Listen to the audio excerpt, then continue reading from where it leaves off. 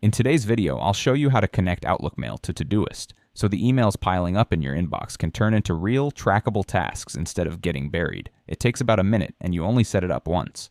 Let's start from anywhere inside Todoist. First, press the letter O on your keyboard to open the menu, then the letter S to jump straight into your settings. When the settings panel opens, you'll see a list down the side with Account, General, Theme, and more.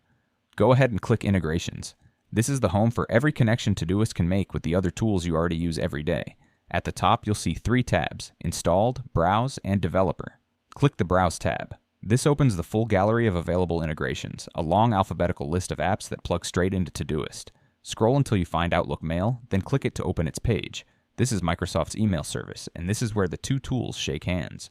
On the page, click the green Connect button. A new window opens asking you to sign into your Microsoft account and approve the connection.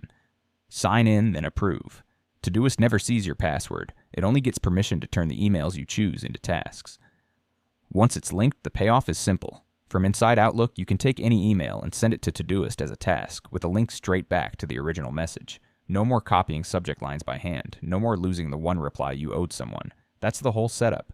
Connect it once, and your inbox and your to-do list finally start talking to each other. Thanks for watching, and happy organizing.